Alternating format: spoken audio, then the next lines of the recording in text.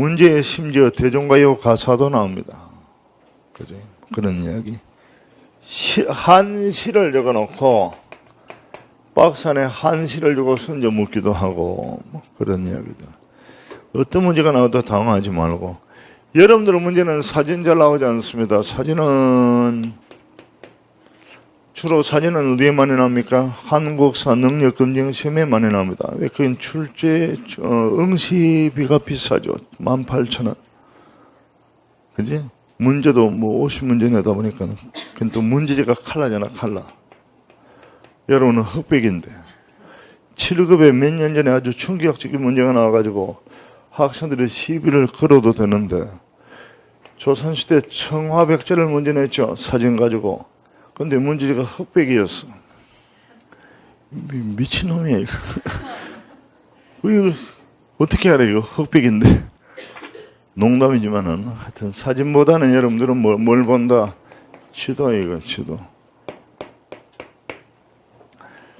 지도는 좀 볼 필요가 있다. 대충 강, 산, 중요 도시들 있죠. 그건 좀 개념을 가지고 있어야 됩니다. 카페 들어가서 요즘 서강대학인가 어디에서 이게 중국의 동북공정에서 거기 가지고 이제 고대 지도를 연구해가지고 이제 이걸 뭐 국가에 했는데 이게 반품되고 그런 사태가 벌어졌던가 봐요. 그게 뭐냐니까 한사관에 관한 것들을 예를 들어가지고 되게 학계의 정설은 한사관이 한반도 안에 있는 걸로 봅니다. 왜냐하니까 평양에서 낭랑시대 유물이 막 나오고 하는데 근데 이상하게 몇몇 사람들이 한사관은 중국에 있다라고 해가지고 싸움 난 거야. 우리 민족은 과거에 대륙을 뭐 지배하고 그런 이야기 들어봤죠. 고조선이 온 동아시아를 다 지배하고 그지. 우리 민족이 뿌리는 바이칼로 여기 바이칼로에서 우리 민족이 뿌리가 있고 하나는 터키로 하나는 뭐 이렇게 해가지고 이런 역사가 어딨어요. 고조선이 대제국이다. 수도가 어딘데 뭘 가지고 지배했으며 이런 제국을 지배했던 세력은 어떻게 형성되었고 설명이 안 돼요. 근데 그걸 이제 몇 가지 지명만 가지고 그렇게 이제 이걸 뻥쳐가지고 막 그렇게 그려놓은 거. 근데 그런 걸 자꾸 보면은 시험 공부하는데 방해됩니다. 그래서 객관적 상황에 맞는 것만 보는 게 좋다 하는 것들. 뭐 그 정도 이야기입니다. 넘어갑시다. 역사학습의 목적 참 중요한데, 그죠? 다 중요한데 우리는 시험은 잘 치면 됩니다. 그죠? 시험 잘 쳐야지. 사고력과 비판력을 길을 쳤다. 이게 참 중요한데, 그지? 우리는 이걸 다 막아버리니까. 자, 이제 목적은 시험에 나오지는 않고 1번만 해봐요. 과거의 사실을 토대로 현재를 바르게 이해한다. 그 시험 공부할 때 점수가 안 나오면은 공부한 습관을 한번 돌아봐야 됩니다. 내가 과거에 어떻게 했는가 하는 것들을, 그지? 근데 보통 이 시험 공부는 이건 수능하고 다릅니다. 늘 이야기하지만은 수능은 재수하면은 점수 올라갑니다. 바보 아닌다면은 사고 안 친다면은, 그죠? 근데 공무원 시험은 1년, 2년, 3년 한다고 성적이 올라갑니까? 퇴행하는 사람들 있죠.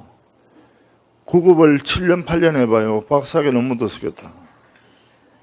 근데 왜 공부를 2년 차, 3년 차 지나가면은 더 불안해하는 학생들이 있습니다. 왜냐? 공부를 한 게 아니고 안 하기만 하니까. 그죠? 그래서 그런 걸 조금 하여튼 시험 공부가 사람을 그렇게 황폐화시키기도 합니다. 과거를 좀 잘 돌아보고 어떤 게 부족한지를 좀 잘 살필 필요가 있다는 얘기입니다. 3번에 보편과 특수의 문제, 이건 나중에 문제 풀 때에 좀 문제 패턴에서 보편적인 상황을 묻는데 특수한 경우를 가지고 이걸 침범하면 되지 않겠죠. 방금 이야기했던 그 사례인데 철기 문화를 배경으로 중앙 집권 국가가 형성 어쩌고 저쩌고 그렇게 문제가 나온 적이 있습니다. 그죠? 근데 이제 암기만 주구장창했던 학생들은 시험 나가면은 별별 사건들이 막 다 떠오릅니다. 동시에 막 뭔가 좀 정리가 덜 돼가지고 마음에 정리가 안 돼가지고. 근데 어떤 학생이 이게 틀린 말 그래요. 질문하러서 이거 틀린 말 아닙니까? 왜? 가야도 철기 문화가 발전되는데 가야는 중앙 집권 국가가 아니지 않습니까? 그러게. 근데 그건 가야는 특수한 경우 아니냐? 가야가 중앙 집권 국가로 발전을 안 했습니까? 못 했습니까? 또 괜한 질문했죠. 안 했을 수도 있잖아. 굳이 해야 되는가? 우리는 강박증이 있어가지고. 그지? 어쨌든 이건 다른 경우 아니야. 일반적으로는 이렇게 된다는 이야기 아니야. 그지? 그래서 시험장 가서 요것만 조심하면 돼요. 근데 되게 열애학은 걱정 안 해도 마음이 정리가 됩니다. 근데 꼭 드물게 그렇게 좀 피곤해 하거나 하면은 이런 경우가 벌어집니다. 그것만 조심하고. 과거에는 국사라 하다가 지금은 뭐라고 한다? 한국사라 한다는 이야기. 이게 이제 국사는 뭘 강조한다? 특수성을 강조하는 말들. 책 과목 이름이 국사인데 어떤 역사만 나옵니까? 어떤 나라의 역사만 나와요? 한국사만 나오잖아. 그건 좀 이상하잖아, 분위기가. 그죠? 한국사면은 일본사, 미국사, 러시아사 여러 나라 중에 하나, 그 보편성. 그 과거의 고등학교 교과서가 이런 구조에서 이제 서양의 고대, 동양의 고대, 그 다음에 뭐 한국의 고대 해가지고 그렇게 편지한 적이 있습니다. 그 보편적으로 세계 역사는 이렇게 변했는데 우리 역사는 어떻게 간다 하고 그렇게 이제 시간적으로만. 내용은 개판이었습니다. 내용은 뭐 전혀 신경 쓰지 않고 건세 해놔놓고 서양의 건세가 뭐가 나옵니까? 르네상스하고 뭐가 나온다? 종교계 얘기 막 나오는데 표지 막 근대 평등을 막 이야기하는데 우린 뭐가 나와? 조선 왕조에 등장해가지고 아주 분위기 안 맞죠. 서양은 막 표지 시간만 잘라놓은 게 시간만. 그래서 시험하고는 관계없고 다만 시험 공부할 때 아까 이야기했던 그 상황만 좀 조심을 하면 되겠습니다. 넘어가서 시대 구분. 왜 시대를 구분하느냐?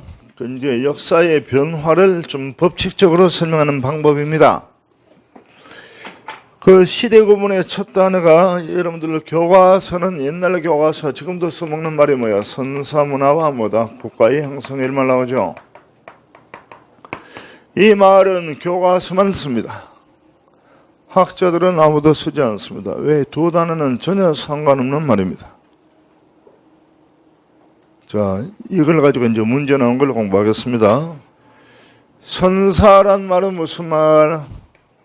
역사의 전이라고 늘 이야기합니다. 그럼 또 물어봐야 됩니다. 역사는 무슨 말? 선사 이후. 선사는 무슨 말? 역사의 전. 이렇게 밤새 반복을 해야 되는데 어쨌든 선사의 반대가 역사다. 뭘 가지고 구분합니까? 문자의 유무다. 기록의 유무. 그러면 이제 시대를 둘러 나눴네. 선사다 먹어야 돼. 역사. 그죠? 그럼 국가는 이거 뭐야? 국가는 시스템 체제인데. 이 단어와 이 단어가 무슨 관계 있습니까? 아무런 관계 없죠. 그죠? 자, 두 번째. 어떤 문자? 어떤 문자를 처음 사용을 했을까요? 한국사에서 역사시대라고 규정하는 것은 어떤 문자? 영어입니까? 일본어입니까? 한자지, 한자. 한자라는 것은 어디에서 만들었다? 한자는 중국의 문자죠. 그지? 그럼 자 봐요. 한자의 전례란 말은 무슨 말과 같은 말이다? 중국의 문화가 전래돼 왔다. 그지? 언제부터? 어떤 문화 단계에? 라고 하면 또 우리가 이제 뒤에 공부해야 되는 게 구석기, 신석기, 청동기, 철기. 자, 이 단어 구석기, 신석기, 청동기, 철기란 말은 또 뭘 가지고 구분한 것입니까? 무엇을 가지고 시대를 구분한 거야? 구석기, 신석기, 청동기, 철기는 무엇을 가지고 시대를 구분한 것이다? 도구의 재료, 돌, 청동, 철. 철기 시대다 하면 무슨 시대입니까? 이런 질문을 안 받아봐가지고 생각을 안 해봐가지고 철기 시대도 하면 무슨 시대일까요? 비철금속의 시대, 알루미늄, 그죠? 플라스틱 이런 시대. 한양대학교 박물관 가면 그렇게 되어 있다는데 1세대, 2세대, 3세대, 4세대 해가지고 3세대가 철기고 4세대 가면은 이제 프라모델 같은 거, 피규어 같은 것도 전시하고. 돌아와서 어느 문화 단계, 어떤 도구 단계에서 자 이게 한자가 들어오는가? 바로 철기입니다. 철기. 한반도의 철기 문화가 중국의 영향을 받습니다. 철기 문화가 중국의 영향을 받는다. 그렇게 봐요. 그 철기 시대부터가 역사 시대야. 청동기는 신정은 가는데